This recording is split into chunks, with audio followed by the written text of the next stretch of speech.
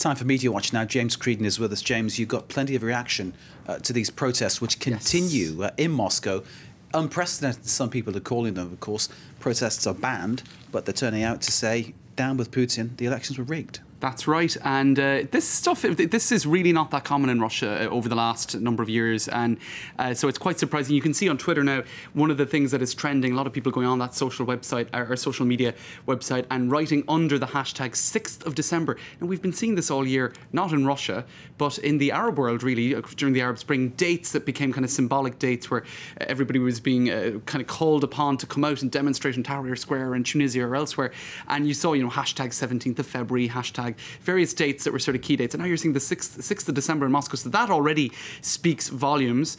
And I suppose last night there were very big demonstrations indeed. We're seeing tweets such as this, very few in English, so I'm afraid I can't really translate the Russian, but they're saying Russian reporter beaten by police at Moscow protest, then released with apology, inquiry promised, and that was a link to a Russian news website there as well. So lots of, and there were pictures being tweeted yesterday, lots of stuff being uploaded. There was a famous blogger arrested, but I suppose one of the more interesting things really that we're seeing evidence of online, and actually the observers here at France 24 who do a great job with this kind of stuff, they have been bringing these videos together showing evidence of voting fraud, election fraud, and that's why they're all demonstrating in Moscow today. These are people on the scene who take their own video and then they send it to us here at France 24. That's right. So and we check it, obviously. That's exactly it, verified. So you can see on the page here, we have it on the computer, election fraud in Russia, caught on video, ballot stuffing, erasable ink, and more. So there are lots of different YouTube videos, some of which have got over 1 million hits online already, 1.2 million hits, showing erasable ink, falsified ballots,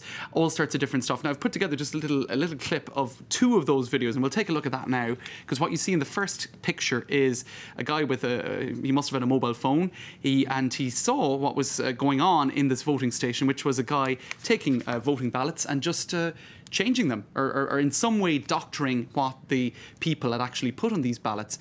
And he was caught red-handed. He saw the camera. He saw the guy who was filming him.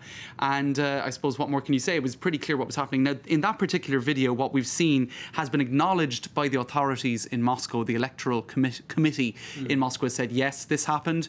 We're opening up an investigation to it. Now, these pictures here, you'll see a guy showing his watch in a moment. This is 5 minutes before the opening of a voting centre, which means there were votes already in that ballot box. The guy alerted this lady who was in charge of the voting station, and she didn't want to know anything about it.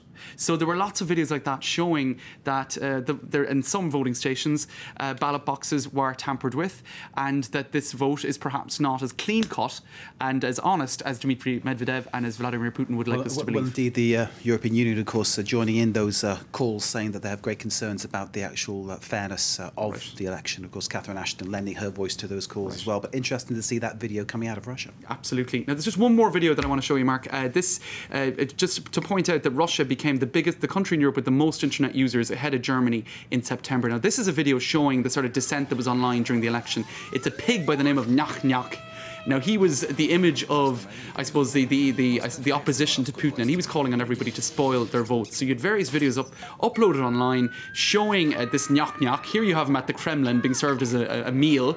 So he's saying, I'm not going to be served up as a meal. I'm calling on everybody to to take action against, this fraudulent democracy that we're living in, according to his view of things, and spoil your vote. So that's the kind of thing that we've been seeing online. Russia, a lot of the dissent in Russia is on the internet. And the pig is called Nyakh Nyakh, which we're not going to translate because James tells me it's very rude. It is very rude. James, thank you very much indeed. James Creedon with Media Watch.